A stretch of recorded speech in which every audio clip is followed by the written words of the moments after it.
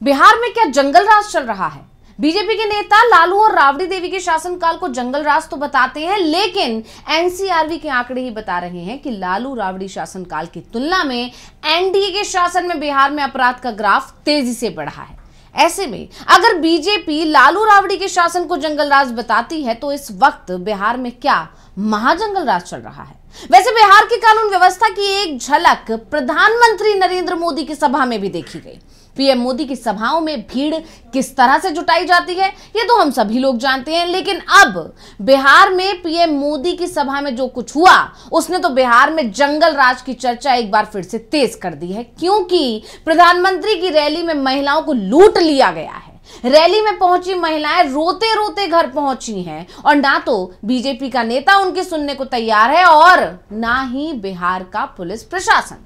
उन्हें हर जगह से दुत्कार कर भगाया जा रहा है, जिसके बाद एनडीए की सरकार अब सवालों में घिर गई है और विपक्ष तो सीधा हमला कर रहा है कि बिहार को जंगल राज में धकेलने वाली एनडीए की सरकार जाना अब तय हो गया है। तो आखिर ऐसा क्या कुछ हुआ पीएम मोदी की सभा में जिसने एनडीए की सरकार की दिखा दी हकीकत, और क्यों महिलाएं रोते बिलखते आई नजर? इसी पर हम अपनी स्पेशल रिपोर्ट में करेंगे बात। नमस्कार, मैं हूं अंशिता। जिस वक्त पीएम मोदी बिहार की 20 साल पुरानी सरकार को कोस रहे थे, 20 साल पहले बिहार में क्या था उसके बारे में बात कर रहे थे, जंगल राज का डर दिखाकर दोबारा से एनडीए की सरकार लाने की अपील कर रहे थे, महिलाओं की सुरक्षा को लेकर बड़े बड़े दावे कर रहे थे, उस वक्त उनकी ही रैली में, उनकी ही उस सभा में महिलाओं के साथ ऐसी घटना हुई जिसने बिहार की डबल इंजन की सरकार के सारे दावों की पोल खोल कर रख दी। और अब सबसे पहले तो पीएम मोदी का वो बयान ही सुन लेते हैं जिसमें वो जंगल राज को लेकर क्या कुछ कह रहे थे। सुनिए।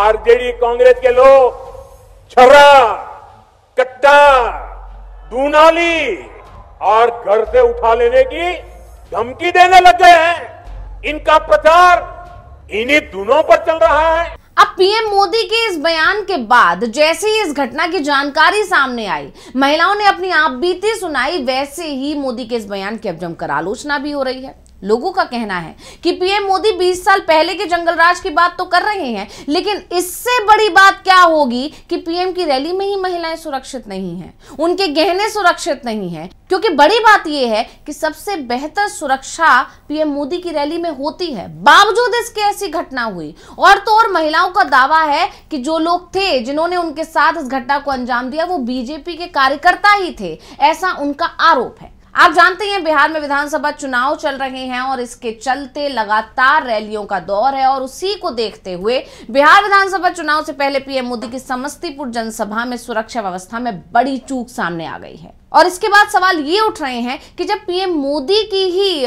सभा में लोग सुरक्षित नहीं है, महिलाएं सुरक्षित नहीं है, तो फिर बिहार में और जगह पर महिलाओं का क्या हाल होगा? तो आपको बता दें कि दूधपुरा हवाई अड्डा मैदान में प्रधानमंत्री नरेंद्र मोदी की जनसभा के दौरान महिला गैलरी में अफरा तफरी का माहौल देखने को मिला। बवाल तब ज्यादा बढ़ गया जब मोदी की रैली से हंसते मुस्कुराते हुए निकलने की बजाय महिलाएं फूट फूट कर रोती हुई बाहर निकली। पीएम की सभा में जब यह नजारा दिखा तो सियासत अब गर्मा गई है, विपक्ष हमलावर हो गया है और विपक्ष अब उल्टा पीएम मोदी से सवाल पूछ रहा है। दरअसल पीएम मोदी की सभा में पहुंची महिलाओं की भीड़ के बीच में गहने चोरी हो गए।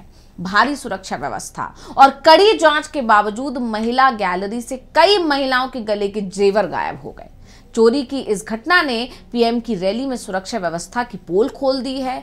गृह मंत्रालय पर सवाल उठा दिए हैं, नीतीश सरकार पर सवाल उठा दिए हैं, पुलिस प्रशासन भी सवालों के कटघरे में है। पीएम की रैली में शामिल होने पहुंची कई महिलाओं ने अपनी आपबीती सुनाई। विशनपुरा बथुआ की एक चांदनी देवी है, उन्होंने बताया कि वो अपनी साथी आशा कुमारी के साथ प्रधानमंत्री की सभा में आई थी। वो महिला गैलरी में बैठी थी कि तभी कार्यकर्ता के वेश में एक महिला ने उनके गले से 2 चकती और ढोलना चुरा ली और उन्हें पता तक नहीं चला। उन्होंने कहा कि जब मेरा ध्यान गया तो पास में जो कार्यकर्ता बनकर बैठी महिला थी वो वहां दिखी ही नहीं, और इसीलिए उनका मानना है कि उसी महिला ने ज्वेलरी की चोरी की है, क्योंकि ज्वेलरी चुराने के बाद वो वहां से गायब हो गई। चांदनी ने कहा कि जब महिला गैलरी में तैनात पुलिसकर्मी को इस बात की जानकारी दी कि उनके साथ ऐसी घटना हुई है, उनकी ज्वेलरी चोरी हो गई है, तो उन्होंने मुझे भगा दिया और कहा कि झूठ बोल रही है। और इसके बाद पुलिस प्रशासन पर, उनके कार्य करने के तरीके पर भी अब नए सवाल खड़े हो गए हैं। इसी तरह चोरी की शिकार सिरोपट्टी गांव की रहने वाली रिंकू देवी ने भी अपनी आपबीती सुनाई। उन्होंने बताया कि प्रधानमंत्री नरेंद्र मोदी को सुनने वहां पहुंची थी। जब पीएम मोदी की सभा चल रही थी तब किसी ने मेरे गले से मंगलसूत्र, चकती और ढूलना चुरा लिया। 3 महीने पहले ही पति ने ज्वेलरी खरीदी थी। और ये बताते हुए वो बहुत ज्यादा भावुक हो गई, क्योंकि आप जानते हैं कि इस वक्त सोना कितना महंगा है और इस वक्त सोना खरीदना ही इतना मुश्किल हो रहा है। और ऐसे में जब 3 महीने पहले उन्होंने ये सोना बनाया था तब भी काफी महंगा रहा होगा, और वो सोना जब चोरी हो गया तो वो उनका दुख उनके बयान में साफ साफ दिखाई दे रहा था। रोती हुई रिंकू देवी ने भी पुलिस प्रशासन पर सवाल उठा दिए। उन्होंने बताया कि जो यहाँ पर पुलिसकर्मी तैनात थे उनको जब इस बात की जानकारी दी, लेकिन पुलिस की ओर से कोई मदद नहीं मिली। गहना नहीं मिला तो घर पहुंचने पर पति डांटेंगे, ये डर, ये खौफ भी रिंकू देवी के बयान में साफ दिखाई दिया, उनकी आवाज में दिखाई दिया। रिंकू और चांदी देवी के अलावा भी कई महिलाओं ने अपने मंगलसूत्र, सोने की चेन आदि की चोरी की बात कही है। सभी स्थल पर पुलिस की भारी संख्या में तैनाती के बावजूद चोरी की इस घटना ने सुरक्षा व्यवस्था पर सवाल उठा दिया है। और सबसे बड़ा सवाल तो यही है कि जब पीएम मोदी की रैली में महिलाएं सुरक्षित नहीं है तो दूसरी जगह की बात तो और क्या की जा सकती है। कैसे पीएम मोदी अब बिहार में जंगलराज ना होने के दावे कर रहे हैं, कैसे पीएम मोदी एक बार फिर एनडीए सरकार लाने की अपील कर रहे हैं, जबकि एनडीए सरकार में महिलाओं की क्या हालत है या किस तरह की सुरक्षा व्यवस्था है, इसके कई मामले हर दिन सामने आते रहते हैं। और ये तो खैर सबसे बड़ा मामला है जब पीएम मोदी की रैली में ही इस तरह की घटना को अंजाम दे दिया गया। वहीं दूसरी तरफ इस पूरे मामले को लेकर मुफस्सिल थानाध्यक्ष अजीत कुमार सिंह ने कहा कि अब तक किसी भी पीड़ित महिला की ओर से थाने में लिखित रूप से गहना चोरी होने की जानकारी नहीं दी है, और पीड़िता की ओर से अगर आवेदन दिया जाता है तो प्राथमिकी दर्ज की जाएगी और मामले की जांच पड़ताल की जाएगी। यानी यहां पर भी पुलिस अपने काम से बचती हुई दिखाई दे रही है और सफाई देते हुए दिखाई दे रही है। अब इस पूरी घटना के सामने आने के बाद से एनडीए सरकार की बुरी फजीहत हो रही है, प्रधानमंत्री के बयानों की आलोचना हो रही है, और ये वही बयान है जो उसी रैली में दिए गए हैं जिस रैली में इतनी बड़ी घटना हुई। अब इस घटना के सामने आने के बाद लोगों का कहना है कि प्रधानमंत्री मोदी की रैली में इतनी सघन सुरक्षा थी तो महिला गैलरी में ऐसी वारदात आखिर कैसे हो गई, ये सवाल अब हर कोई पूछ रहा है। पुलिस ने शिकायतें दर्ज कर मामले की जांच शुरू कर दी है, और जब ये मामला तूल पकड़ रहा है, विपक्ष हमलावर हो गया है, विपक्ष सवाल पूछ रहा है, एनडीए सरकार घिरती दिखाई दे रही है, तब जाकर पुलिस ने मामले में शिकायतें दर्ज की हैं और जांच शुरू की गई है।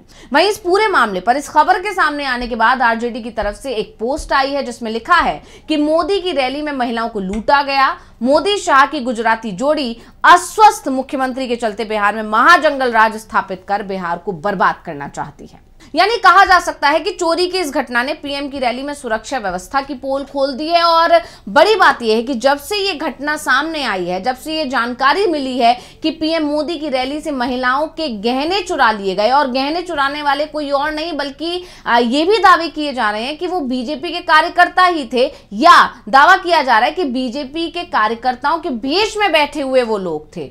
अब इस घटना के सामने आने के बाद से कई नए सवाल खड़े हो गए हैं, क्योंकि आरोप बीजेपी कार्यकर्ताओं पर ही लग रहे हैं, क्योंकि महिलाओं का दावा है कि जिन महिलाओं ने उनके गहने चुराए हैं वो कार्यकर्ता के वेश में ही बैठी हुई थी। अब इस आरोप में, इस दावों में कितनी सच्चाई है ये तो जांच होने के बाद ही सामने आ पाए। लेकिन इस घटना के सामने आने के बाद पीएम मोदी का एक और पुराना बयान तेजी से वायरल हो रहा है, जिसमें उन्होंने कहा था कि ये सरकार आई तो मंगलसूत्र छीन लेगी। और अब इस घटना के सामने आने के बाद लोग सवाल पूछ रहे हैं कि आपकी अपनी सभा में महिलाओं के मंगलसूत्र सुरक्षित नहीं है तो आप किस आधार पर दूसरे पार्टियों पर, दूसरे दलों पर इस तरह के आरोप लगा सकते हैं। तो स्पेशल रिपोर्ट आपको कैसी लगी हमें कमेंट करके अपनी राय जरूर दीजिएगा। इसी के साथ मुझे दीजिए इजाजत। देखते रहिए डीवी लाइव। नमस्कार।